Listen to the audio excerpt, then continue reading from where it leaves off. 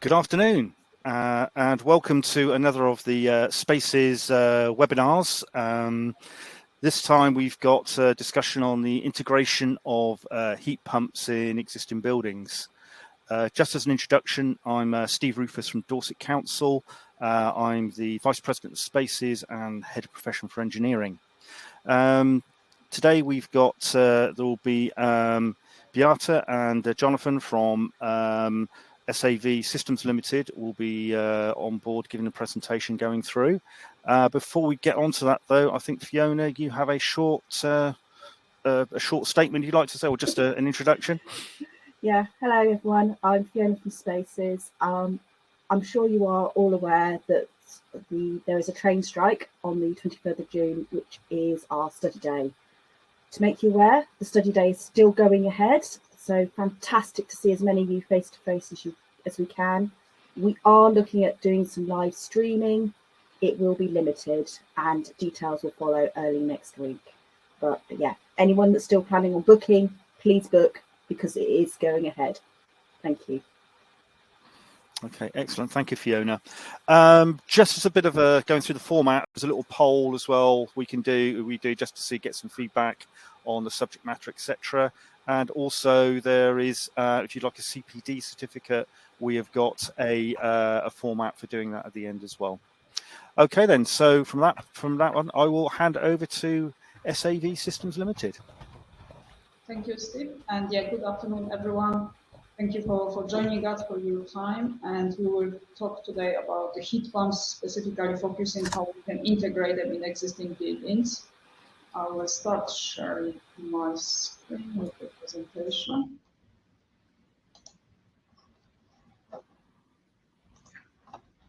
Hopefully it's displaying correctly. Yeah. So discussions, obviously, everyone is talking a lot about the heat pumps now as definitely part of our future. There are specific challenges if we look at the existing building rather than to new build, because that's different principles on the design. A few words just on SAV Systems. If you didn't come across us before, we are a company specializing with the energy efficiency systems and providing equipment for the plant rooms, for the apartments, for the commercial buildings as well, specializing on heat networks. A lot of our technologies are being brought from Denmark, so using the experience in Denmark on energy efficiency and development of heat networks, we are applying it here in the UK. So in the context of discussion of the pumps, introduction, application of heat pumps, obviously we are talking about the road to net zero. That's, many obviously, the whole UK got the target for 2050. Many countries actually got even more ambitious targets to achieve the net zero. And really, what I would like to put in the context here, that journey to net zero starts with minimizing energy wastage. So there are many things we need to do with the existing buildings before really thinking about change of fuel or change of technology. It's not just that we have plant room with a gas boiler and instead we put a heat pump and that's the job done. That's a lot more that needs to be applied and done with the buildings. A short agenda for the presentation today. So we'll look what is heat pump, a short description how this technology works, looking at the most important factors influencing efficiency of the technology, and then looking at the buildings. So what's the most important on the hydronic system? So looking at the heating and domestic hot water, what are the points of the temperatures and operation of those systems? A few words on the plant room and selection for the plant room. So should we look at the heat pumps only application, or maybe looking at the hybrid energy center, so heat pumps with other technologies, either gas boiler, electric boiler, or combined heat and power, and a few other points which are important for consideration if you look into heat pumps, which are quite different to what you might know from application of gas boilers so far. So already I mentioned that road to net zero. So obviously really the main driver for us to look into heat pumps is that reduction of CO2 emissions. But as you see on the slide here in the corner, that is being very careful and not have this carbon tunnel vision. So really just looking at the emissions. Really when we're discussing those changes in a whole energy system, there are three important points to take into account. So energy trilemma, emissions, main driver, obviously very important now, but we need to keep in mind the cost, and that's the cost of obviously, let's say, capex of all those changes we make into the buildings or in the plant room, but as well operating costs. That's definitely something this year I think everyone realizing even more directly and stronger, you know, with the increase of the prices for electricity and gas. And another point, security of supply. So it's a question mark, do we want the future to be just all electric and just having just heat pumps, you know, utilizing electricity from the grid, or should we look into hybrid system, variation of fuels and variation of technologies, because then we have a higher security of that installation and operation of that system. So starting here with a few slides explaining the heat pump as a technology, so that will be any heat pump you might come across, that will be the same principle. So the first thing to keep in mind is that heat pumps transfer heat. They don't produce or generate heat as we are used to with the gas boiler, that we put fuel and that fuel is being burned and that's how heat is produced in boilers. Here we just transfer heat. So there is a source of that energy. So what we see here, that on the left-hand side where energy is absorbed, that could be the air, just the outdoor, you know, air, temperature of that air, could be water, could be ground. And heat pump transfers that energy and then releases it into the building. For this to happen, there is some work what heat pump has to do, and that's where the electricity consumption for heat pumps comes into picture. So how heat pumps can manage to keep the buildings warm even during the cold winter days. So if we say they don't generate heat, they just transfer energy, they transfer heat, how is it possible that they do it, you know, even in the winter and as well with the very high efficiency? If you look at the heat pumps documentation, you will see that quite often the efficiency is stated of above even 300%. So there are a couple of points that we need to understand to, you know, to grasp the idea of operation of the heat pumps. And there's two principles which any heat pump is utilizing. So I mentioned already that heat pumps transfer heat. So for this to occur, for this to happen, we need to have a temperature difference. So if you imagine that we have a day when the outdoor temperature is about 7 degrees, so quite chilly, we'll put jumper on, doesn't feel like a warm day. But if we put a glass of ice cubes outside and leave it for a period of time, the ice will melt into water. Because although it feels quite cold, it's still the energy in the air and temperature in the air circulated around that glass of ice cubes and then water is higher than the temperature of the ice cubes. So energy is being transferred from the air into ice cubes, and that's the water is melting. So basically, if we have from physics of the basics, if we have one side or one body of the higher temperature and another of the lower temperature, through natural convection, thermal energy always will flow from warmer to cooler area. So that's this heat transfer which is occurring and taking place in any heat pump. If we go back to that picture, there was a cold, you know, frosty weather outside, and we have a warm building, then inside the building is a warm, comfortable temperature. There seems to be that heat pumps are, you know, operating or transferring heat in the opposite direction, that's natural convection, but that's only seemingly. It's not really, you know, we're not breaking here the physics. It is still in a transfer of energies from higher temperature to lower temperature.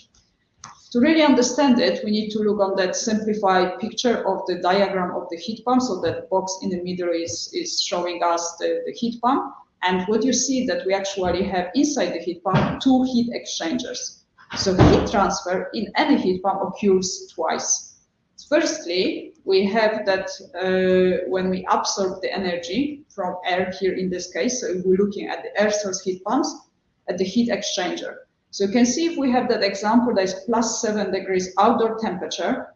On the other side of that heat exchanger, we have refrigerant. And in this case, the refrigerant will be around minus 5 degrees. Usually that depends obviously on the specific technology and manufacturer, but usually it's about 10 degrees difference between the source temperature and the temperature of refrigerant on the other side of that heat exchanger. So once we understand that refrigerant is at such cold temperature, that it becomes clear how it can absorb energy from the air even on a cold day, because it's obviously that temperature difference. So the energy transfer occurs from this air into the refrigerant inside the circuit, inside the heat pump. Those temperatures will be changing. So if we have, let's say, 0 degrees outdoors, then refrigerant will be around -10 degrees. So always maintaining the temperature difference for heat transfer. Then on the second heat exchanger is where heat pump releases heat into the building. An example temperatures which are shown here is that we have return coming back to plant room to a heat pump at 30 degrees, and heat pump is heating it up to 35 degrees. If we look at this diagram, obviously we can see before the first heat exchanger, refrigerant is at -5 degrees. It's absorbing energy from the air, but that's not enough to rise it to the temperature sufficiently high to then heat 30 degrees to 35, the water which is circulated around the building in radiators and into domestic hot water systems. So now we have to introduce the next part of that circuit, refrigerant circuit, inside the heat pump, and that's compressor. So you can see that between those two heat exchangers, we have compressor. You have example picture here on the slide. And you can think about this compressor a little bit like to a pump. So basically that compressor is circulating the refrigerant around this closed circuit and is increasing the pressure of refrigerant. So you can see that that line which is separating heat pump into the high pressure and low pressure part of the circuit. On the opposite side of compressor, we have expansion valve. So what's important, we need to focus now what is happening between two heat exchangers. So on the first heat exchanger, which we absorb energy from the environment, that refrigerant now absorbs that energy, but is not at sufficient temperature to provide useful heat for our heating system in the building. So that's where that refrigerant goes through the compressor, and compressor operation depends on that relationship between pressure and temperature. You can see on that graph here that we have temperature on X, and then on Y we have pressure, and that's example for two commonly used refrigerants, R407C and R22. And you can notice here that as we will increase the pressure with the work of compressor, we will be increasing the temperature. So you can see if we will have, let's say, refrigerant at around 6 bar, it will be at, let's say, +4 degrees Celsius. If through the work of compressor, we increase the pressure of that refrigerant to 10 bar, at the same time, the temperature is increasing to 20 degrees. So that's the principle which is utilized at the work of compressor of any type of heat pump you will come across. So through the increase of the pressure, we work with the temperature and increasing the temperature. So coming back to our simplified diagram, you can see that after compressor, the temperature of refrigerant, it could be around 40 degrees on that example here. So now it becomes clear how that heat can be released into the building hot water system or radiator system. You see that the water coming to heat pump from the building is at 30 degrees, but the refrigerant on the other side of that second heat exchanger is 40 degrees. Again, we have sufficient temperature difference for heat transfer to occur, but now obviously heat pump is releasing that heat into the building. And then building temperature is increased from 30 to 35. Quite often, heat pumps operate with constant delta T. Example here is 5 degrees. Sometimes it might be 7 degrees, but 5 or 7 degrees is very common feature for heat pumps commercially, commercial size heat pumps off the shelf rather than bespoke systems, but then usually we'll be talking about a few hundred kilowatt hours or even megawatt capacities. So this simplified diagram of the heat pump, and again, one more time, any type of heat pump. Here example is of air source, but the same will be really for water source or ground source. Two heat exchangers. In between, we have compressor, which is increasing the pressure and increasing the temperature of refrigerant. We release the heat, excuse me, we release the heat to the building. Refrigerant then goes to expansion valve, which lower the pressure, and as a result, we have decreased the temperature of refrigerant. So refrigerant is again at the low temperature, -5 degrees, ready to absorb energy from the environment. And the circuit, obviously, that refrigerant goes around is closed circuit. So those principles, are important to keep in mind when we take into account heat pumps and those differences in the temperature. I already mentioned before, electricity consumption for the heat pump mostly is for the work of compressor. If you have air source heat pump, then you will have some fans as well operating on the heat pump, but most of the electricity consumption here is for the work of compressor.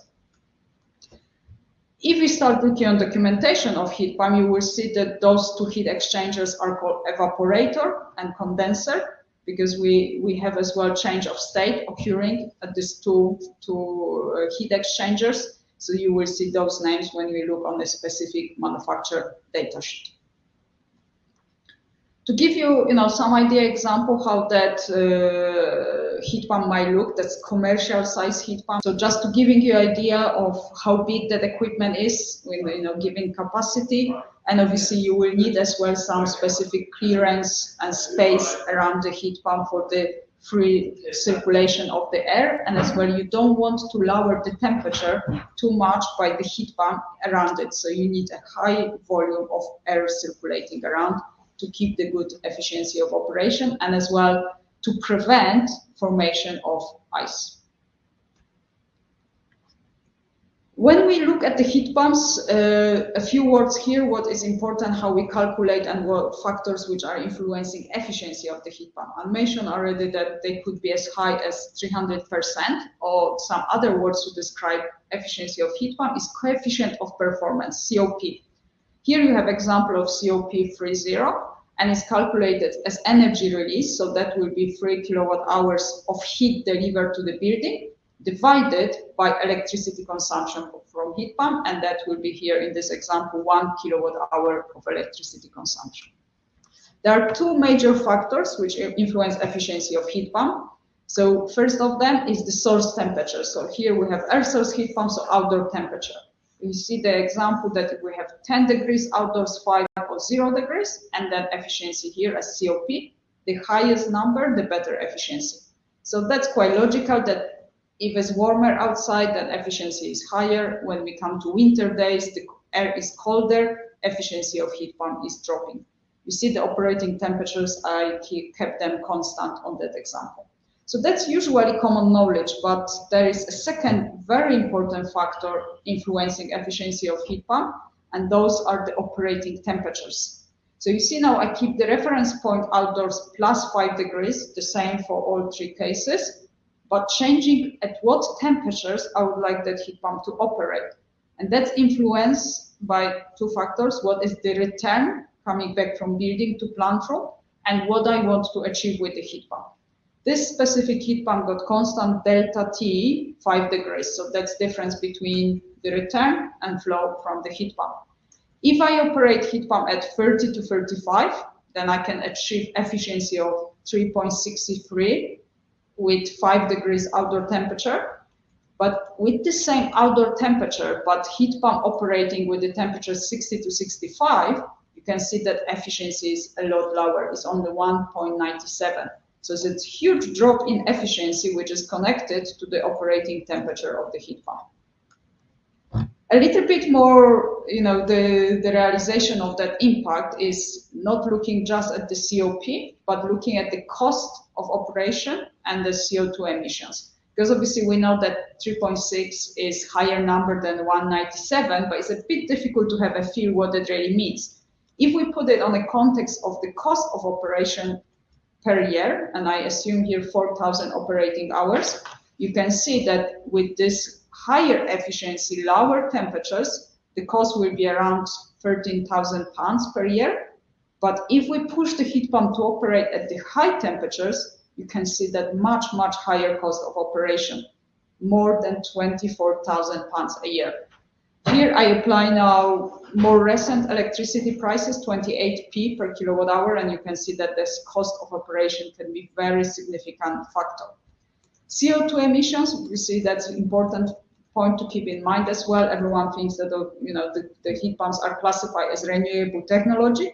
That depends obviously what is the mix of the generation of electricity they use. But if we use here even this very low carbon factor for grid electricity as it is from the new building regulations which are coming into force in June this year, you see that obviously that efficiency influences the emissions. So we have to focus on operating heat pumps in the most efficient way, because it's lower cost and less emissions connected to operation. Just for comparison here, I put a point that I calculated that the same amount of energy as a heat, so for heating and for hot water, as we have for these examples here of heat pumps operating with different temperatures. If this heat was to be delivered by gas boiler, and 90%, so new gas boiler, using the gas price of 7p per kilowatt hour, you will see the cost of operation will be around £13,000.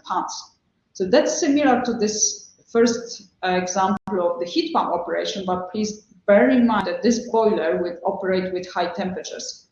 Very likely that on existing building, it will be something like 80 degrees flow. I will come back to that point a little bit later, but it's just to mention that we cannot really compare what we have delivered from the boiler, gas boiler at 80 degrees with this cost of £13,000 per year, with the cost here of the heat pump, which deliver only 35. 35 degrees is a share of energy for the building, but it's not sufficient to satisfy domestic hot water and heating demands in the building.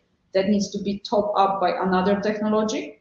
Or if you go with the heat pumps only, then means that you have to. That means that you operate heat pump at this high temperatures, 60 to 65, and then really the cost, annual cost, it will be £24,000.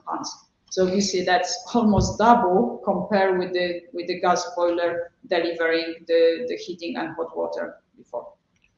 There's a couple of questions in the chat from Jenny about Legionnaires. How do we guard against Legionnaires? And I suspect you might tackle. Yeah, obviously that means that we have to operate. That's why I'm saying that heat pump at 30, 35, it could be only as a preheat part of the system. That's not the full temperature achieved for the system because it's not sufficient. I have later on a couple of slides on a heating system and just one slide on clarifying domestic hot water. So maybe if I come back to that question, that point, that will be the best place to answer. But it basically, if there is a stored hot water, that obviously that domestic hot water need to be pasteurized to deal with Legionella, which means that we have to keep that stored hot water above 60 degrees. And that means supply from the plant room at 65 or even 70 degrees. That's why this last example here, I put that heat pump delivering 65, because that potentially will be required for domestic hot water generation. For heating system, for radiators, underflow, usually we can satisfy the loads with the lower temperatures. But I come back to that point a bit later on as well, maybe. There is Someone has commented, Perry's commented that Legionnaires is not a problem in the closed system. I would expect the refrigerant inhibitor would make it very difficult for any bacteria to grow or proliferate. So Jenny had asked, is Legionnaires a problem in the closed system? But there should be no contact between the closed system and the potable water. So I come back maybe to a couple of slides to understand. So when we're talking what's Legionella is really those lines here with this red and blue, that's the water, system water circulated around the building. And that will go to system delivering hot water, potable hot water. That could be clarifier, that could be plate heat exchanger. Or you have that water going to your radiators, to your underfloor as well. And then this return coming back to plant room. So that is the system water. Then on the other side, again later on probably on clarifier picture, it will be easier to understand. We have a potable water. Is it plate or is it coil inside the vessel, which is then clarifier? On one side, you will have potable water circulating. On the other side, you have system water chemically treated. And again, they don't come to a contact. So really, Legionella is important subject, but it is kind of what's called sometimes tertiary system. And so it's never ever anywhere close or mixing with the refrigerant circuit, closed circuit within the heat pump. Hopefully that clarifies for further questions. Okay. So then, just finishing or here some diagrams showing what it means that efficiency. So efficiency, that COP, coefficient of performance of heat pump. You can think about it that this is the temperature gap that heat pump have to bridge. And that's the difference in the temperature between the source, as it's 7 degrees here, and that flow which we want to achieve from the heat pump, 35. And then you see that yellow line. And if the 7 degrees outdoors, I would like to achieve 50 or 65 from heat pump, then you can imagine that yellow line being much more steep, which means that compressor has to work harder. It will consume more electricity, and that's why heat pump is less efficient. Higher efficiency with the lower flow temperatures, lower efficiency if we have high temperatures, flow temperature from the heat pump. One final point around the efficiency is that obviously we talk about the specific moment with the given outdoor temperature and flow out of the heat pump that we say coefficient of performance. But if we look at the whole project assessment, we need to look at the seasonal efficiency, so SCOP. And that needs to be calculated for every project. It's not the number you will get from manufacturer, because on the data sheet from manufacturer will be just one SCOP stated. But if you look at the data sheet for products which are sold in the UK, this will be showing what efficiency this heat pump will achieve if it would run for 4,910 hours and using the weather data or weather pattern from Strasbourg. That's basically something which allows us to compare different manufacturers and different models of the heat pump. But that doesn't mean that this heat pump installed either in London or in Edinburgh will have the same seasonal efficiency. What we need to do for project-specific calculation, we need to take 2 factors into account. One is obviously the seasonal temperatures, so weather data from the weather station close to location of your project. So that's the orange line here on that graph, that obviously we have the highest temperatures in the summer and they are the lowest in the winter. And we need to, as well in this calculation, is demand weighted. So we need to take into account the profile of the load in the building. So that's the blue line, and obviously the highest number is normally in the winter because it's domestic hot water and heating, when in the summer months we just come to domestic hot water generation from the central plant room. So demand weighted as taking into account specific temperatures in a location of your project. Then we calculate seasonal efficiency of the heat pump that needs to be calculated for every project. It cannot be taken from data sheet of the manufacturer. So that pretty much was the last slide on general information about the heat pumps and understanding the operation and how important factors for efficiency of heat pump. If there are no further questions on that part, then I will move now into looking at the building. So now we have existing building, example picture here shows school, but obviously it can be any type of commercial building. We focus here really on the commercial applications. And what we need to keep in mind, what we need to review and check before we make decision that we, let's say, remove the gas boiler and put a heat pump. So first of all, I would say we need to focus on reducing heating demands. So energy efficiency first approach. There is no shortcut that, by replacing the gas boiler with the heat pump, then we will be achieving the targets for net zero. Very important part, and this is something of like 30 or maybe even 40% of reduction of energy demands is through the improvement of the fabrics, improvement of the efficiency of the equipment operating in the building. Second point, balancing heating system. I will touch later on this a little bit, but obviously on that presentation I just highlight the subject rather than diving into details on the technical details. But very often in the buildings, especially radiators, which is this most common way to deliver heating demands, they not balance. It then results with too high flow rate going too big through the radiators, too much energy being used by pump, and having a high return temperatures back to the plant room. So really looking at the balancing of the heating system that is either can be done with the TRVs, so thermostatic radiator valves you have already on radiators, or maybe by changing those radiator valves, but relatively small investment, you can have a big gains.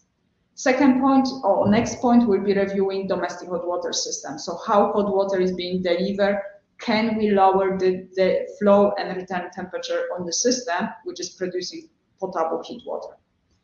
We really have to focus on lowering flow temperature for the building. So what is required for the building, because we will only this way we'll have better efficiency of the heat pump. As you've seen a few slides before, that with the heat pump operating 60 to 65, the efficiency is a lot lower than heat pump operating at 40 to 45 or 30 to 35. So really lowering temperatures, flow temperatures, is a key step before we introduce heat pumps. And then for a general efficiency of the building operation, lowering return temperatures. So having low return at all times throughout the whole year is a key on energy efficient operation of the building. I mentioned already a few numbers here, but just to make you aware, what could be the building operating temperatures. So we always operate two numbers. One of them means a flow, so that's the flow which is coming out from the plant room. At the moment, obviously, usually there was just gas boiler in the plant room. And the return, that's basically return from your radiators, from your plate heat exchanger, from your clarifiers, fan coils. So basically, whatever heat or domestic water is to be delivered, and then water coming back to plant room. And you can see the various sets of temperatures here. So in the UK, for a very long time, standard design temperatures were 82, 71. 82 flow, 71 return. So very high temperatures. And I would say probably majority of existing buildings were designed with this set of temperatures. They are not really compatible with the heat pumps. Then I would say about probably 15 years ago, there started to be a bigger focus on lowering return temperatures. And for quite a few years, the design standard was 80 flow, 60 return. Then probably only from 2015, I would say there were some technical documents by SCOP presented at that time that 70-40 become a standard. So you can see that was a step for lowering flow temperature and really even bigger focus on lower return. And nowadays, the standard is 60 flow, 30 return. Obviously, building specific, they may vary. They are not the only sets of temperatures. You might have building 65, 35. But those are really kind of milestones and typical design temperatures. Unfortunately, most of the stock in the UK will be with the flow of 82 of 80 degrees. As you can see at the bottom of the slide, most of the heat pumps don't achieve that high flow temperatures. Usually, maximum flow from heat pump is 60 or maybe 70 degrees flow. So for many of the heat pumps, before you apply them, you really have to reduce the flow temperature in the building, because otherwise, especially if you would like to have heat pumps only installation, you won't be able to deliver all heating and domestic hot water demands. So just being aware that obviously is always good to find out what were the design temperatures or what are the operating temperatures in your building right now, and then from that, starting the journey on focusing how we can lower the flow, how we can lower the return before we introduce heat pumps into a plant room. One of the ways that you can work with the temperatures, operating temperatures, especially here flow temperature, is applying the weather compensation. So what's the weather compensation? Is basically a control system which adjusts the flow out of the plant room. So if system was designed for 80 flow, then this whole 80 degrees flow was calculated for the worst case scenario. So really design temperature -5 degrees outdoors, really high heating demand.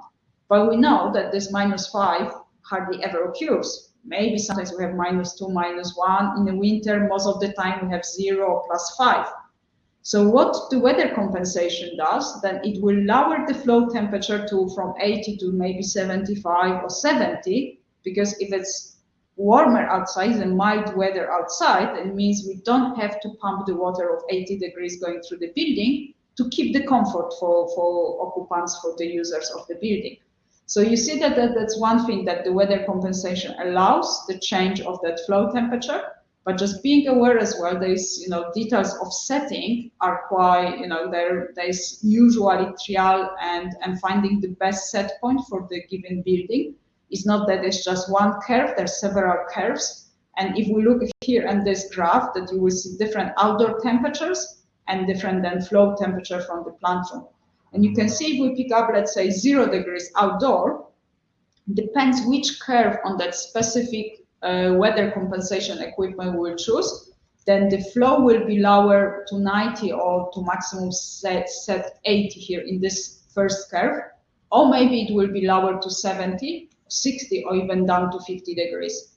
Quite often you need to start the weather compensation setting with this, higher curve, and then by trial trying to see if we can lower even more. So maybe in the given building there will be sufficient comfort even if we lower that flow temperature down to 50 degrees when it's 0 degrees outdoors. Obviously, as the temperature is dropping outdoors, you can see here when we get to -5, all of this curves goes up, so it will be a higher flow temperature achieved and delivered from the plant. One other important point to understand, and looking what you have in existing building, is to look at this system, hydronic system, and finding out if they design as a constant volume or variable volume. There are the two types of the designs which are commonly utilized. Constant volume is characterized by a bypass and triple valve close to terminal unit. That blue box here, obviously simplifying terminal unit, which could be a radiator, could be a coil in a fan coil unit, could be a cylinder for hot water generation, could be plate heat exchanger for hot water generation, or it could be underfloor heating. So basically any system delivering heating or hot water, if you have bypass triple valve, is a constant volume system, because if we don't have demand on that circuit, that water is always the same volume of water being pumped, as the name gives us, constant volume. If we don't have big demand on this given circuit, that water is going through that bypass and back to the plant room. Variable volume system don't have that bypass, and it has the two-pore control valve instead. And here we will adjust the flow rate, depends on the demand. So if there is a smaller demand, then the flow rate which is pumped from the plant room is smaller, heat is being exchanged, and we have lower return temperature.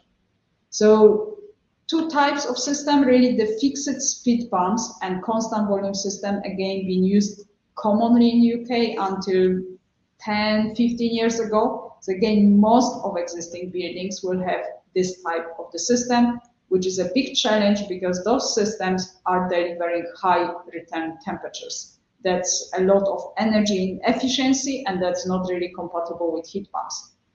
With the variable volume systems, we will have less energy being used for pumping, less energy waste or losses through the pipes, and we will have low return temperature at all times.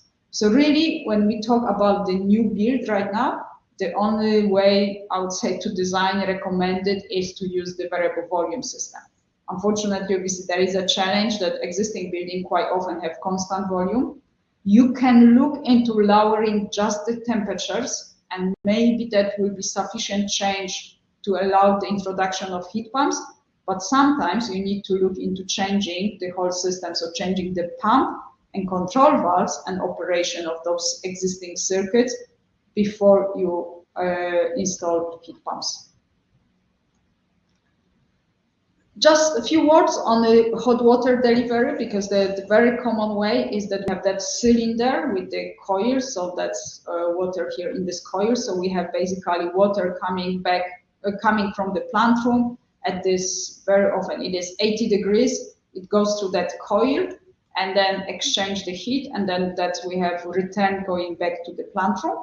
Inside that cylinder, we have potable water. So you can see that, coming back to earlier question, that those two waters, one is a system water, very possibly chemically treated, which is in this pipe and in a coil and going back to the plant room. It doesn't come to a contact with the potable water, which is in the content of that cylinder, because that's the cold water supply from the mains. And then this is circulation going out to all the taps you have in the building for the showers or sinks or washing basins. So with this hot water tank or clarifier, unfortunately, very often that they will be constant volume systems. So you can see here the bypass and triple valve, they will cause the high return temperature. And because as well there is a stored potable water, the question which came before, if we're storing potable water, then we have the risk of Legionella being here growing in that water, and we need to pasteurize it. The limiting temperature usually is 60 degrees. But if we have to keep 60 degrees inside that vessel, it means that supply from plankton has to be higher, at least 65 or even 70 degrees. That obviously pushes us to the system, which is with the high flow temperature. So we have high flow temperature, we have a constant volume system, and we have high return temperature. So basically a lot of problems and really not compatibility with the plankton, which will have a heat pump included. So potentially, if you have clarifiers for hot water, I would say is really looking how that could be changed. And first step could be lowering temperatures and changing the control valves, but as well maybe changing into instantaneous hot water generation with the plate heat exchangers. And then you don't have potable water being stored, and then you don't have to deal with the Legionella issues. So yeah, hopefully that as well now answers fully the questions from the person on Legionella before, but obviously if there is any follow-up, then please type in and we can come back to this at the end. So a few points here, as we put on a list what could be as symptoms of the purely balanced or not regulated system. So if you look at the building, how do you find out? I mentioned already looking what is your flow return temperature. Usually you have some temperature sensors in the plant room, checking what type of pump is there and what kind of valves you have, 2 or 3 valve close to your terminal unit, so you can find out is it constant volume or variable volume system. But as well, looking at the building, how do you know if it's a well-balanced, well-regulated building or not? So symptoms, the most common symptoms, you have 5 here on the list. Firstly, excessive or high return temperature back to the plant room.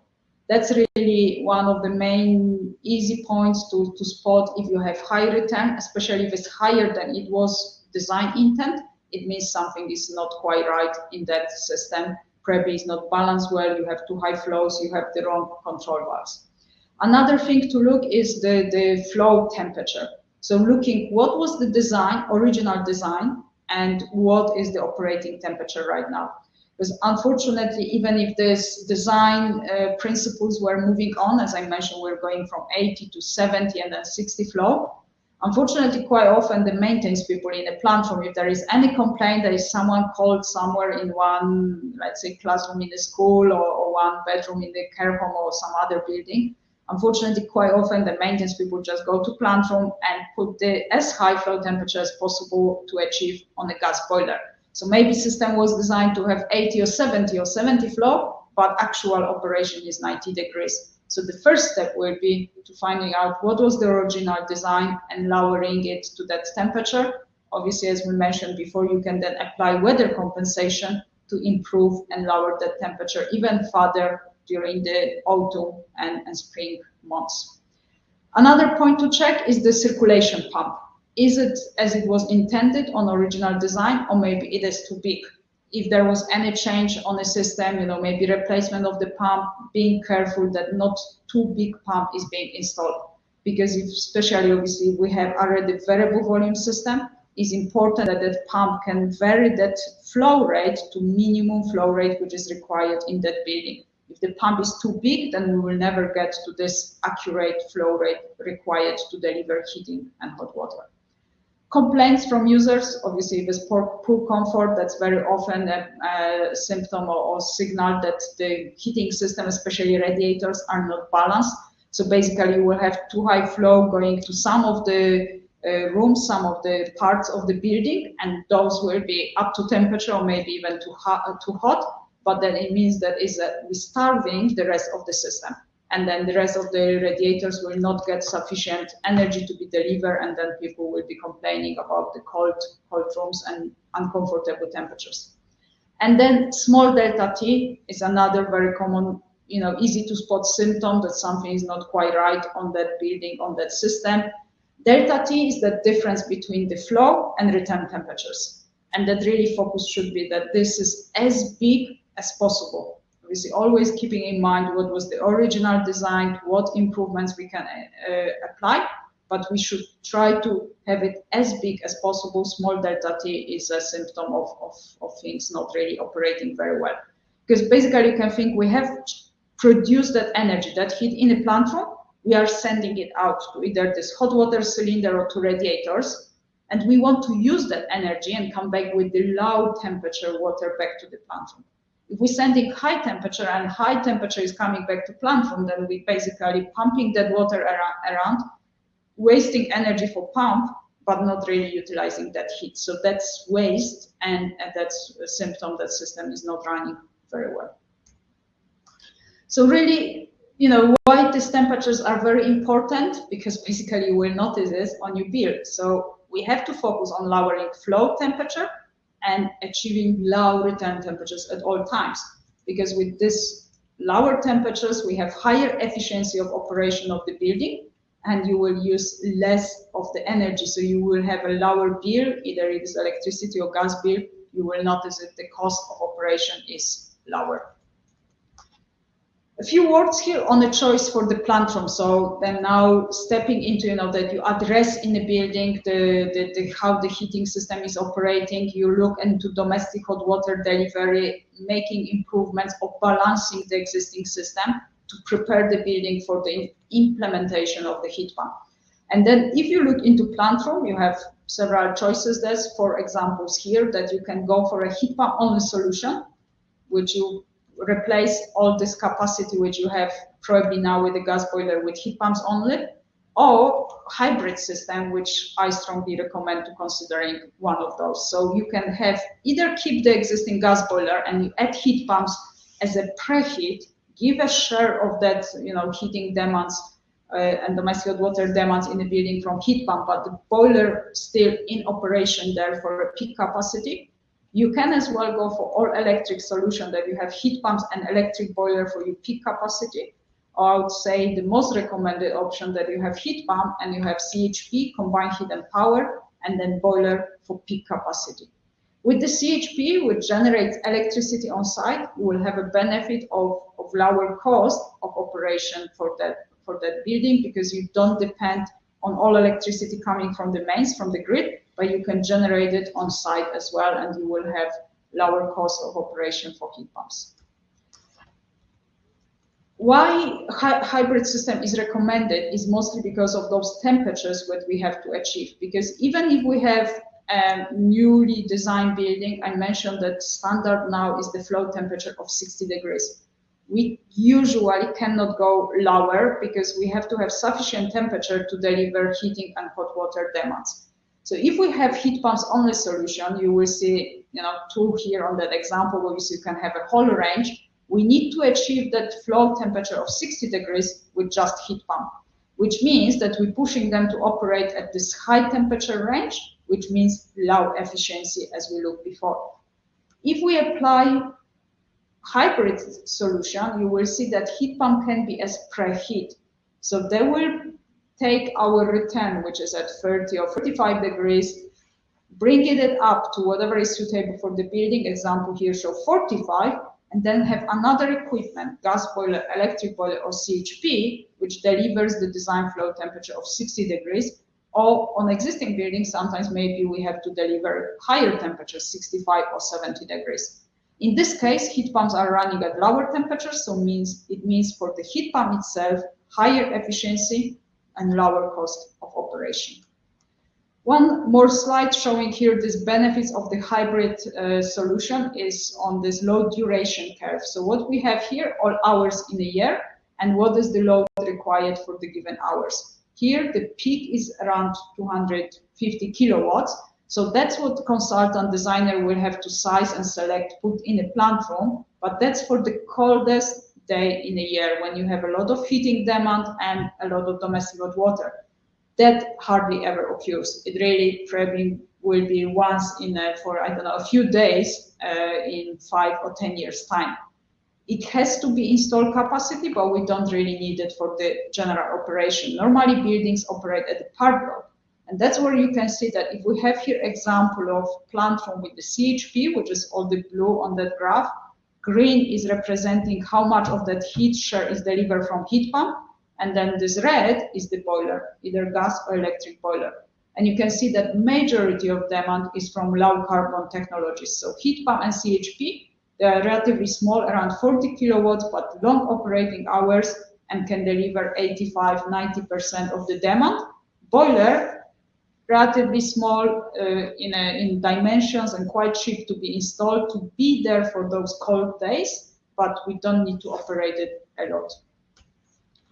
Benefits of that hybrid system are both, you will see it if you look into CapEx and OpEx. If you see here example that we look at this 250 kilowatt heat capacity required plant room, you need to put 6 of the heat pumps, and you have CapEx of around 136,000 pounds. That's for equipment only. We didn't look into installation of the equipment supply. If you have hybrid, that is one air source heat pump of 40 kilowatts, 1 CHP, and then gas boiler for peak capacity, you can see much lower CapEx required for installation of that equipment in the plant room. A huge difference is that in the OpEx, that's cost of operation per year, taking the current energy prices, that electricity around 28p and gas 7p, you can see that huge difference in the cost of operation. And that's coming back again to one of the first slides, energy trilemma, being in mind that yes, we want to decarbonize, look into decarbonizing and buildings and then achieving net zero in the future, but the cost of that is obviously a very important factor that we need to keep in mind. So really, coming to the end of presentation, I talked quite a bit on operating temperatures. So you always need to look what you have in this on your building, what was the design intent, how can you lower them and improve, so lower flow and return temperatures. Looking at the system design again, is it constant or variable volume? Can it be changed to variable volume to achieve better efficiencies? And then a few other points which are, I would say, new for heat pumps that you didn't have to keep in mind when you work with the gas boilers before. Outdoor space for heat pumps, especially now the most common type of heat pumps, which are utilized air source heat pumps. You need to find the field outside the building or space on the roof, so looking for sufficient space for installation of heat pumps. Quite often heat pumps, or pretty much always, they require their dedicated buffer, so a vessel for improving their operation. So again, you need to have a space for that equipment in the plant room. Another point to keep in mind is noise level. So looking what's the noise level from the equipment you're considering. Do you need an attenuation to be put in place? Because if those heat pumps usually are quite close to the building, which is utilized as either is a residential building, is a school, or is a care home, always looking, how close you can locate the heat pumps to the building. And then one other point is electrical supply or cable size which you have to the building, because obviously when the building was built and designed and there was a mains electricity connected, the calculation was based on the use of the lights and equipment in the building. But now if you're thinking that plant room equipment delivering heating and hot water will be using electricity as well, that obviously might need in bigger cable, bigger supply to your building, which can be connected with a quite high cost. Sometimes as well, it might be quite a bit of time, waiting for this to be implemented by the local distribution system for the electricity. So before closing and finishing, I would say really on that net zero journey, important point is really to find out where we are now. What's the status of the buildings you have in your portfolio?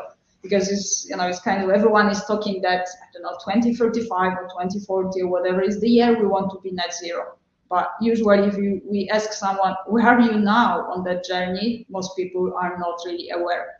So just here as a example of the giving of monitoring side, or you might say energy accounting or carbon accounting system, that you can monitor the use of the electricity or gas, but water as well. So really looking at energy usage in the building, you can put the whole stock, monitor all your buildings, and obviously looking at the worst performing ones and starting with this to improve the system and efficiency of operation. And then I would say is a step to implement the heat pumps. So here I will not be talking more about this, but just example of this monitoring system that we offer now as in our product portfolio is a system called Energy Raven. So giving you introduction to this, but I think we will on a schedule to deliver later on in the year presentation, which will focus on this monitoring of existing buildings.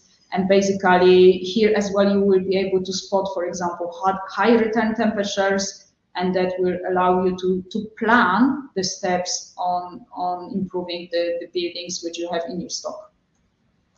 One example of the projects that we work, in this case it was a school that we worked actually quite a few years ago. That was quite early days that client was interested on implementation of the heat pump. So what you can see here, that is this hybrid system. There is a 1 CHP combined heat and power installed there, 2 14 kilowatt heat pumps, and then gas boiler for peak capacity.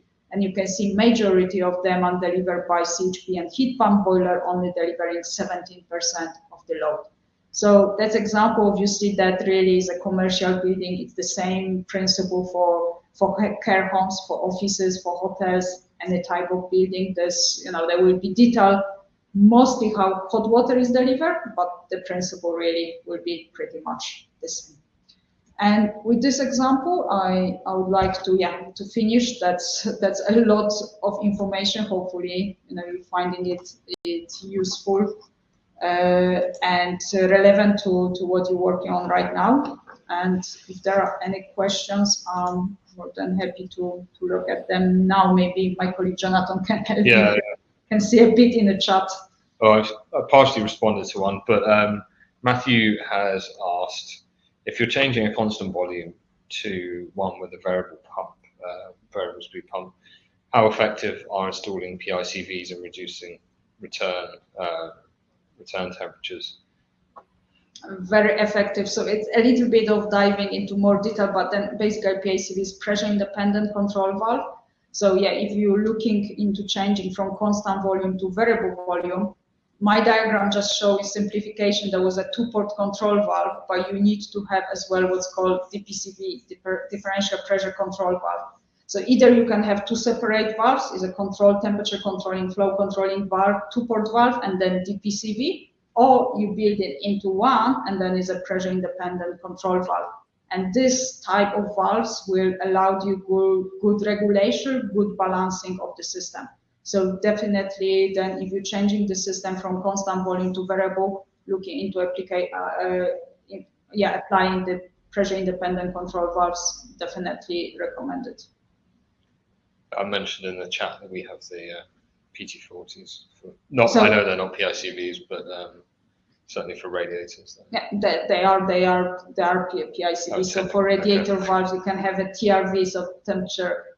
The radiator valves, you might have thermostatic radiator valve that has DPCV built in. I'm just being careful with a lot of technical terms are being thrown, and I'm not too sure if audience fully can follow with this acronyms. But yeah, definitely recommend it. I'm more than happy if someone, I think it's Perry or Matthew mentioned, follow up maybe separately on our contact details are shared, that we can have more in-depth discussion on a specific. Making sure it's balanced and making sure the controls and everything else are working. And I think there is more of a steer towards, especially on existing buildings, the hybrid system. So thank you for going through that. And there's some of the fundamentals at the beginning I did many years ago, and I'm just thinking, oh yes, it was a good reminder. So thank you for that. And Jonathan, for the background there, for helping to field the questions and go through. Just as a reminder to everybody, there is the link that Fiona's put in there for a bit of a survey, and also if you want more information and if you require a CPD certificate. As you said, it's not an accredited affiliated, it's just a standard one for SAV really on that one. Okay, unless there's anything else, Fiona, I need to add, I think we're there. I'd just like to thank everybody for attending, and keep an eye out for other events and webinars we're putting on. We're trying to do a variety of different presentations. Keep an eye out, and please keep attending. Okay. Thank you very much, Steve. Okay. Thank you very much, Peter and Jonathan. Thanks a lot. Thank you all. Thank you.